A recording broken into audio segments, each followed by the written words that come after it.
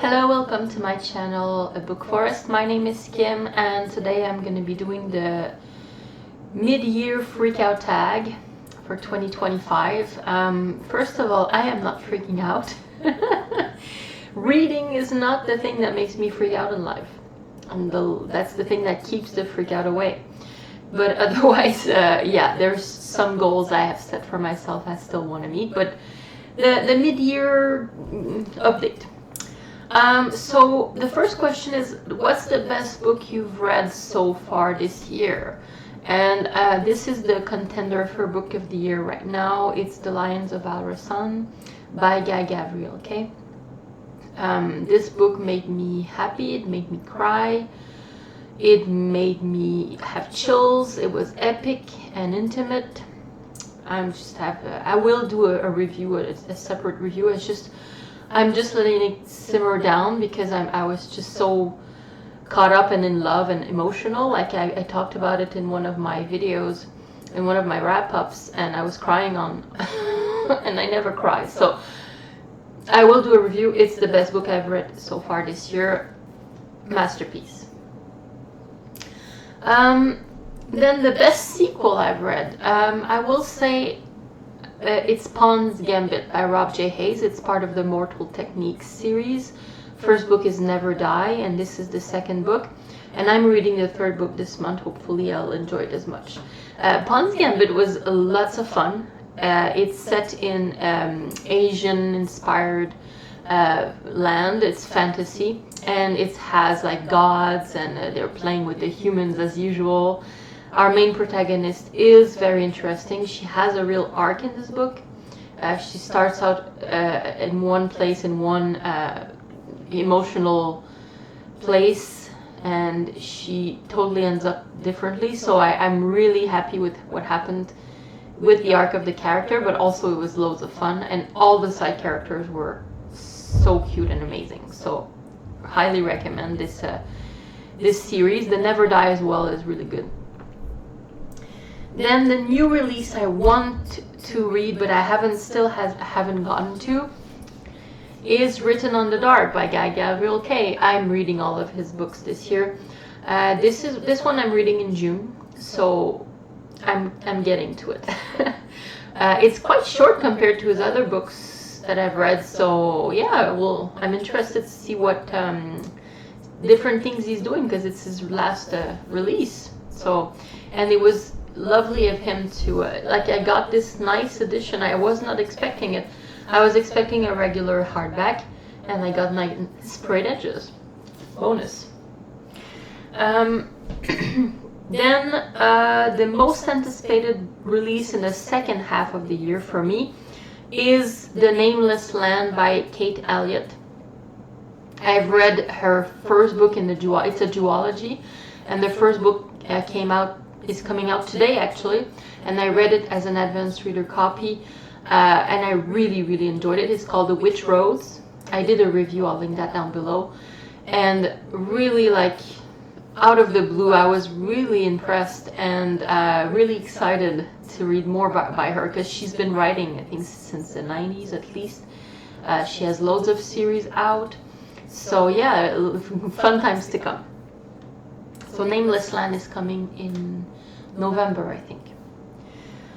My biggest disappointment, unfortunately, is another advanced reader copy I got. It's called One Way Witch by Nnedi Okorafor. It's part of the Who Fears Death series. I did a review of that as well. I'll link it below. It's not that it was a really, really bad book. It's just that it was not the same quality of the previous books I've read. I've read Who Fears Death, and then the prequel to that is She Who Knows. And She Who Knows and One Way Witch are kind of linked together. They're about the same character, and one when she's young and the other one when she's older.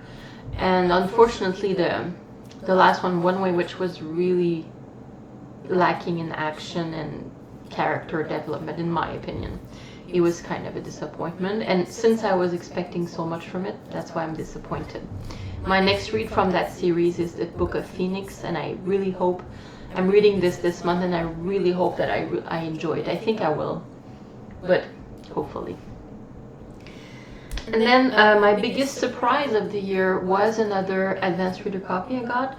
I got it on a, like, I don't know why I got it, because it's historical fiction, and I usually don't read that much of historical fiction. I'm really picky with my historical fiction, so I got to a point where I didn't want to read it anymore because I was disappointed all the time. But then I picked up The Players by Minette Walters, which is set in England during the Bloody Assizes after the rebellion of the Duke of Monmouth, and I really enjoyed it, like, so much. It was a 5 stars, and for this reason I picked up the prequel, because it was a sequel to this book, The Swift and the Harrier.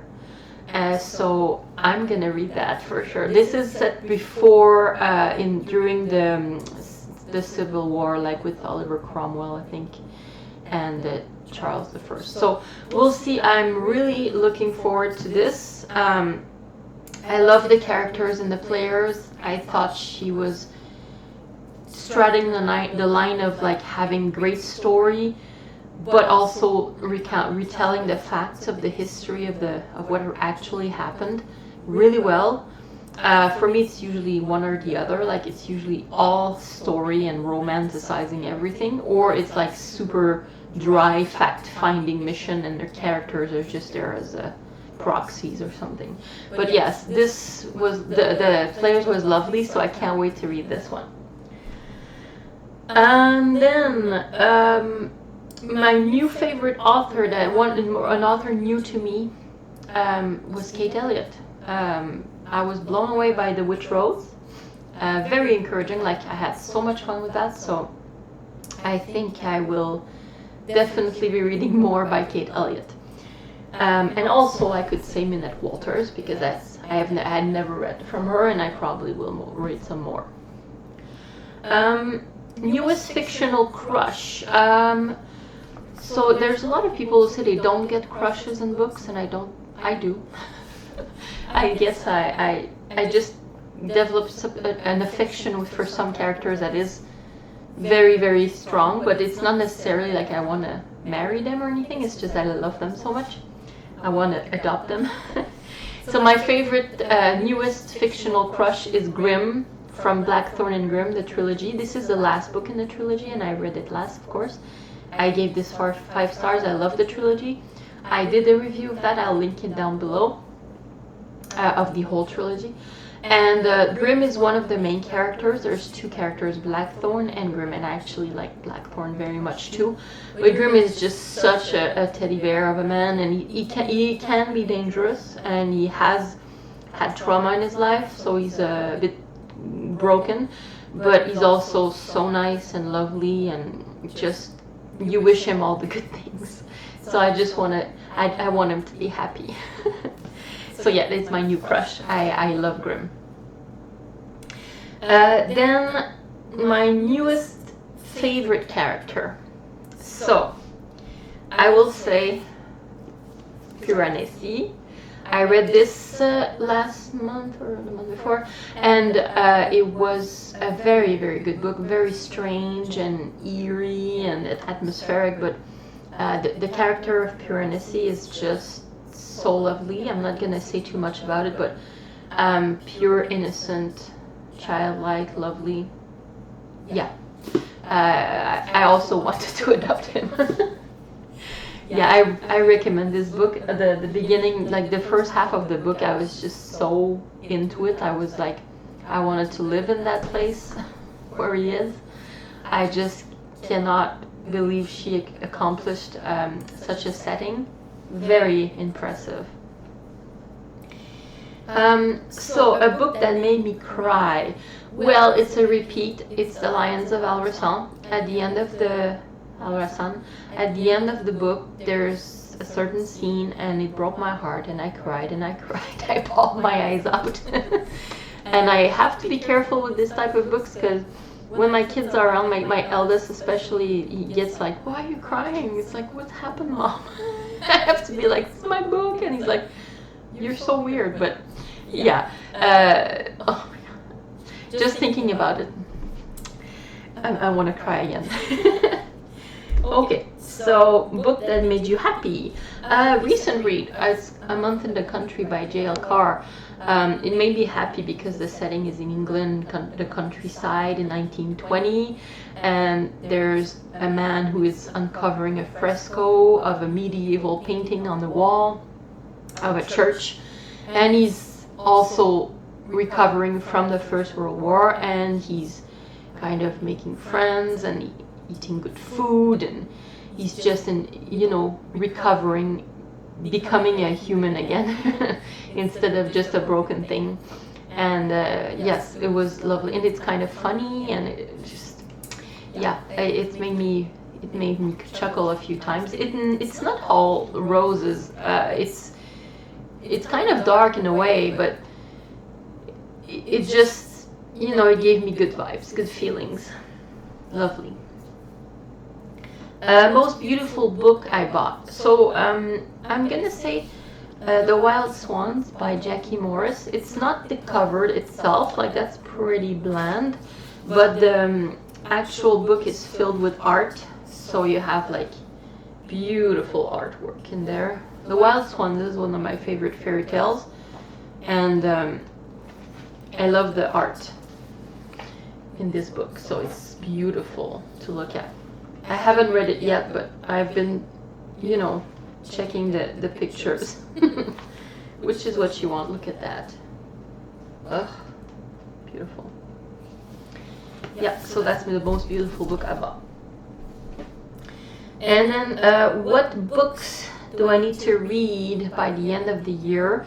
Well, it's the Guy Gabriel Kay, the rest of the Guy Gabriel Kay oeuvre, because I haven't finished, so I'm reading 1 book or 2 books a month until December. So I think my next one will be this one, The Last Light of the Sun, if I'm correct. I have to check my list, but I think that's my next one. So I'm gonna finish this here. Let me know if you've read any of those books, or if you want to read any of those books, or what are your favorite reads this year. I would be very curious to hear about them. And see you next time.